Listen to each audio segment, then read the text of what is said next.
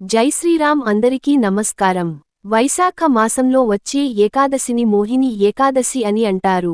ఈ నెల ఏప్రిల్ 27వ తేదీ సోమవారం నాడు అత్యంత శక్తివంతమైన ఏకాదశి ఏర్పడింది. అంటే రేపే. వైశాఖ మాసంలో వచ్చే ఏకాదశికి చాలా శక్తి ఉంటుంది. ఎవరైతే ఈ ఏకాదశి రోజున విష్ణుమూర్తి స్వరూపమైన వెంకటేశ్వర స్వామిని పూజిస్తారో అలాంటి వారికి పట్టిందల్లా బంగారం అవుతుంది. కాబట్టి ఏకాదశి పూజా విధానం, పాటించాల్సిన చిన్న చిన్న నియమాలు గురించి ఈ వీడియోలో తెలుసుకుందాం. ముందుగా ఈ వీడియోకి ఒక లైక్ కొట్టి జై శ్రీరామ్ అని కామెంట్ చేయండి. రేపే ఏప్రిల్ 27 సోమవారం నాడు మోహిని ఏకాదశి సందర్భంగా ప్రతి ఒక్కరూ వెంకటేశ్వర స్వామిని పూజించండి. కాబట్టి ఈ సోమవారం స్త్రీలు తెల్లవారుజామునే నిద్రలేచి ఇంటి గుమ్మానికి పసుపు రాసి కుంకుమ బొట్లు పెట్టి ఇంట్లో దీపారాధన చేసుకోండి. సాధారణంగా పిండి దీపానికి అత్యంత దైవశక్తి ఉంటుంది. అయితే ఏకాదశి రోజున వెలిగించే పిండి దీపాలకు ఇంకా రెట్టింపు శక్తి ఉంటుంది. కాబట్టి ఈ ఏకాదశి రోజున ప్రతి ఒక్కరూ పూజ గదిలో ఉన్న వెంకటేశ్వర స్వామి ముందు 2 పిండి దీపాలు వెలిగించి నమస్కారం చేసుకోండి. ఈ ఏకాదశి రోజున వెంకటేశ్వర స్వామిని, లక్ష్మీదేవిని పూజించాలి. ముందుగా స్వామివారి పటానికి తులసి మాల వేసి నమస్కారం చేసుకోండి. అలాగే గులాబీ పూలతో లక్ష్మీదేవిని అలంకరించండి. అయితే ఈ ఏకాదశి రోజున తులసి దళాలు కోయకూడదు. కాబట్టి ఒకరోజు ముందుగానే తులసి ఆకులు సిద్ధం చేసుకోండి.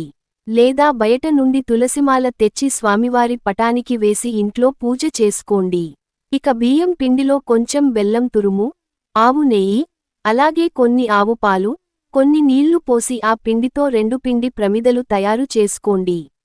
ఈ పిండి ప్రమిదలను మీ పూజ గదిలో ఉన్న వెంకటేశ్వర స్వామి పటం ముందు పెట్టి దీపాలకు కుంకుమ బొట్లు పెట్టి ఆవు నెయ్యి పోసి ఒక్కో దీపంలో 5 వత్తులు వేసి దీపారాధన చేయండి.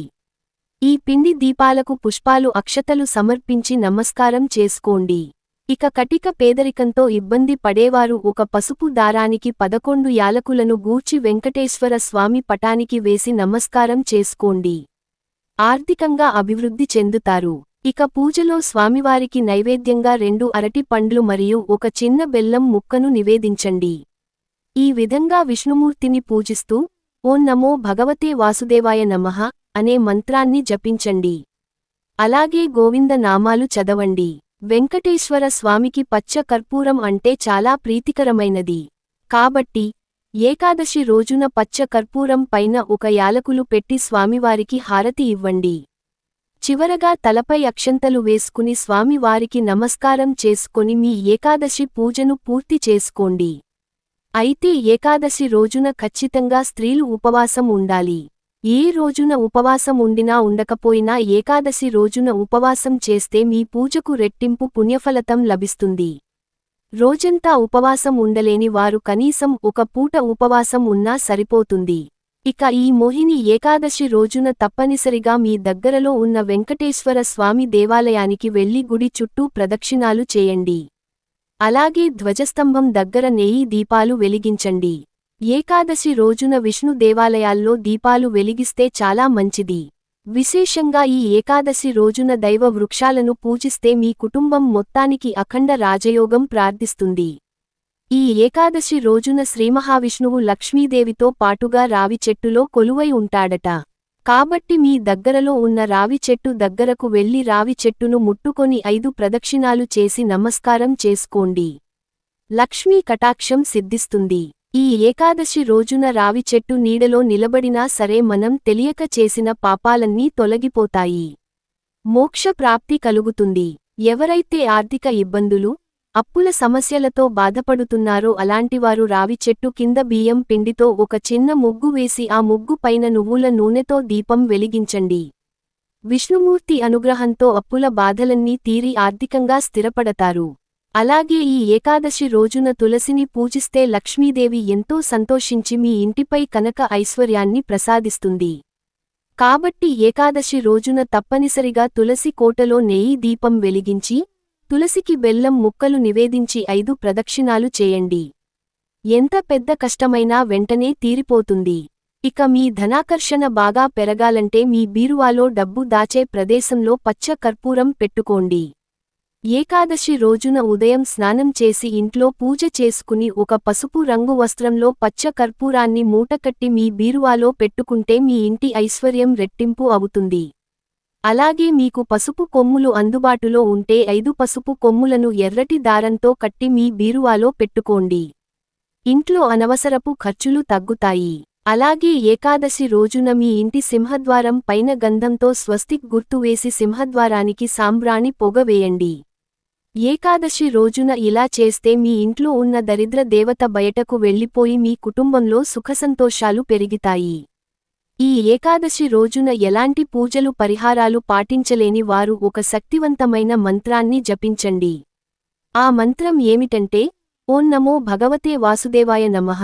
ఈ మంత్రాన్ని 108 సార్లు జపించి విష్ణుమూర్తికి నమస్కారం చేసుకుంటే ఎలాంటి కోరిక అయినా వెంటనే నెరవేరుతుంది.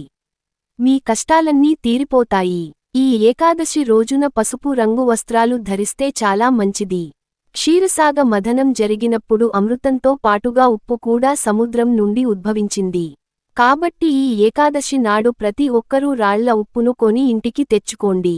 విశేషమైన ధన లాభం కలిసి వస్తుంది. అన్నిటికన్నా ముఖ్యంగా ఈ ఏకాదశి నాడు మీ ఇల్లంతా సాంబ్రాణి పోక వేయండి. ఇల్లంతా సాంబ్రాణి ధూపం వేస్తే ఇంట్లో ఉన్న నెగటివ్ ఎనర్జీ మొత్తం తొలగిపోతుంది. అలాగే ఏకాదశి రోజున ఇంటి గుమ్మానికి పసుపు కొమ్ములు మూటగడితే ఐశ్వర్య ప్రాప్తి కలుగుతుంది. ఒక దారానికి 5 పసుపు కొమ్ములు కట్టి ఇంటి గుమ్మానికి కడితే మీ ఇంటిపై లక్ష్మీ కటాక్షం ఉంటుంది. ఇక ఈరోజు తప్పనిసరిగా గోమాతకు అరటి పండ్లు తినిపించడం లేదా పచ్చి గడ్డిని ఆహారంగా తినిపిస్తే ముక్కోటి దేవతల ఆశీర్వాదం కుటుంబంపై ఉంటుంది. ఈ ఏకాదశి రోజున అమృతం ఉద్భవించింది. కాబట్టి ఈ ఏకాదశి రాత్రిపూట ఒక రాగి పాత్రలో నీరు పోసి అందులో ఒక వెండి నాణెం లేదా రూపాయి నాణెం వేసి కొంచెం పచ్చ కర్పూరం కూడా వేసి ఆ రాగి చెంబును మీ పూజ గదిలో ఉంచండి. వరుసటి రోజు ఉదయాన్నే ఆ నీటిని ఇల్లంతా చల్లండి. మీ ఇంట్లోని దరిద్రాన్ని తరిమి ధనాన్ని ఆకర్షించేలా చేస్తుంది. అలాగే ఈ ఏకాదశి రోజున సాయంత్రం సమయంలో మీ ఇంటి గుమ్మం బయట గడపకు 2 వైపులా 2 దీపాలను వెలిగించండి. ఈ మోహిని ఏకాదశి రోజు ఇంటి ముందు దీపాలు వెలిగిస్తే శ్రీ మహాలక్ష్మీదేవి మీ ఇంట్లో కొలువై ఉంటుంది. అలాగే ఈ మోహిని ఏకాదశి రోజున ఒక గాజు గిన్నెలో కల్లుప్పు పోసి దానిపైన 2 మిరపకాయలు వేసి మీ వంటగది ఈశాన్యం మూలలో పెట్టుకోండి. దీనివల్ల మీ ఇంటికున్న నరదృష్టి మొత్తం తొలగిపోతుంది. విష్ణుమూర్తి అవతరించిన మోహిని అవతారం అద్భుతమైన సువాసనతో ఉంటుంది. కాబట్టి ఈ ఏకాదశి రోజున విష్ణుమూర్తి పటానికి లేదా విగ్రహానికి మల్లెపూల మాల వేయండి. ఇలా చేయడం వల్ల విష్ణుమూర్తి ఆశీర్వాదం మీ కుటుంబంపై ఎల్లవేళలా ఉంటుంది. ఈ ఏకాదశి రోజున పాత చీపురును ఇంటి నుండి బయటకు పారేయకూడదు. అలా చేస్తే ఇంటి లక్ష్మీ బయటకు వెళ్ళిపోతుంది. ఇక వివాహం కాని వారు వివాహ ప్రయత్నాలు చేసేవారు ఈ మోహిని ఏకాదశి రోజున అరటి చెట్టు కింద నెయ్యి దీపం వెలిగించి అరటి చెట్టుకు ప్రదక్షిణాలు చేయండి. సత్వరమే మంచి వివాహ సంబంధం కుదురుతుంది. ఇక ఈ ఏకాదశి రోజున ఎవరికి అప్పు ఇవ్వకూడదు. అలాగే ఎవరి దగ్గర నుండి అప్పు తీసుకోకూడదు. దీనివల్ల ఆర్థిక ఇబ్బందులు ఏర్పడతాయి. వెన్నని లక్ష్మీ ప్రతిరూపంగా భావిస్తారు కాబట్టి ఏకాదశి రోజున ఇంట్లో వెన్నని కరిగించకూడదు. అలాగే నలుపు రంగు వస్త్రాలు ధరించకూడదు. మరీ ముఖ్యంగా ఏకాదశి నాడు మాంసాహారం అస్సలు తినకూడదు. అలాగే ఉల్లిపాయ మరియు వెల్లుల్లి వంటి ఆహారానికి దూరంగా ఉండాలి. అలాగే ఈ ఏకాదశి రోజున చేసే దానాలకు విష్ణుమూర్తి ఆశీర్వాదం తప్పక లభిస్తుంది. పేదలకు అన్నదానం చేయడం, వస్త్రదానం చేయడం లేదా జలదానం చేయడం ద్వారా ఎన్నో శుభ ఫలితాలు కలుగుతాయి. ఈ వీడియో మీకు నచ్చినట్లయితే ఒక లైక్ కొట్టి మీకున్న ధర్మసందేహాలకు కామెంట్ చేయండి. అలాగే ప్రతి ఒక్కరూ జై శ్రీరామ్ అని కామెంట్ చేయండి.